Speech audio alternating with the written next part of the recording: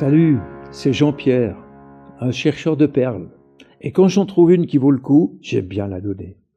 Pour ça, je t'invite à faire un peu mentalement le même geste que cette main qui est là, qui fait ce signe-là. C'est le signe des autostoppeurs quand ils veulent arrêter une voiture et dire au chauffeur, est-ce que vous me prenez un bout de route avec vous? Ça sera super de partager quelque chose ensemble. Alors, j'aimerais juste te poser une question pour ce soir. Est-ce qu'il t'est déjà arrivé de te demander s'il était possible d'entrer en relation personnelle avec Dieu? Et même peut-être d'obtenir quelque chose de lui. Il y a des gens qui disent, oh là là, pour obtenir quelque chose de Dieu, ça ne peut se faire que sur une seule base, la foi. C'est juste, parce que la parole de Dieu dit, celui qui s'approche de Dieu doit croire que Dieu existe, évidemment, et qu'il récompense ceux qui le cherchent. Voilà ce que dit une parole de la Bible. Alors, si on parle de la foi, il y en a qui disent « Oh, vous savez, alors la foi, moi, je ne l'ai pas. Je ne comprends pas, c'est arbitraire, on ne sait pas si on l'a ou si on ne l'a pas. Vous l'avez peut-être, tant mieux, mais pas moi. » Eh bien, je crois que c'est faux, ce point de vue-là, parce que la foi, si je vous dis que c'est la confiance, ça va sûrement vous aider.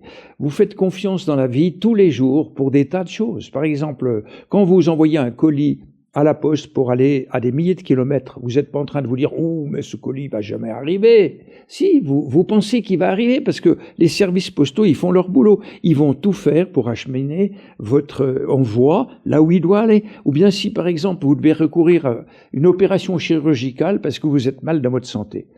Vous faites appel à un chirurgien, un anesthésiste, des infirmières, tout ça. Vous n'êtes pas en train de vous dire « Oh non, moi j'irai jamais là !»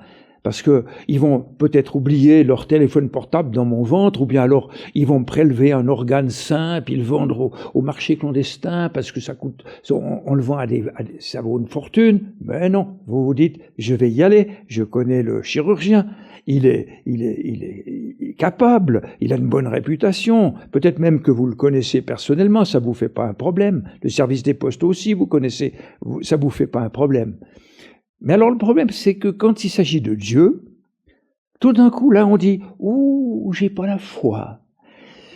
Pourquoi? Pourquoi on n'a pas confiance? C'est parce qu'on le connaît pas. Moi, je crois que quand on connaît quelqu'un, la confiance naît. Et si vous apprenez à connaître Dieu, la confiance va naître. La foi va devenir une possibilité et vous verrez que vous vous engagez là-dedans avec le moins de problèmes à mesure que vous le connaissez plus. Alors vous direz, comment est-ce qu'on peut faire? Oui, il y a encore une deuxième chose, il faut que je dise. Pourquoi on a un problème quand il s'agit de Dieu? C'est parce que, d'abord, on ne le voit pas, bien sûr. Et puis ensuite, on a un petit peu peur qu'il se mêle un peu trop de nos affaires. On veut le garder à distance en disant, si jamais c'est vrai, si jamais il existe, il va peut-être me faire changer quelque chose dans ma vie. Et ça, j'ai pas envie.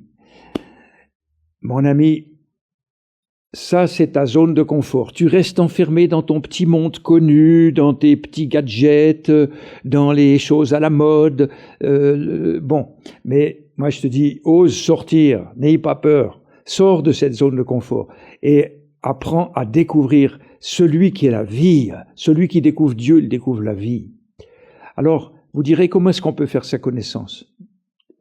Ah ben d'abord, Dieu a pris la peine de vivre et de cheminer avec un peuple qu'il a choisi, spécialement qui s'appelle Israël. Pendant 2000 ans, il a parcouru le chemin avec lui, d'une manière à la fois très naturelle, en prenant ce peuple comme il était, mais aussi de manière surnaturelle, avec un côté miraculeux. Et je peux vous dire, pour avoir fréquenté ce témoignage de la Bible, qu'on apprend à connaître qui est le Seigneur en fréquentant ce livre. Et puis il y a une deuxième chose.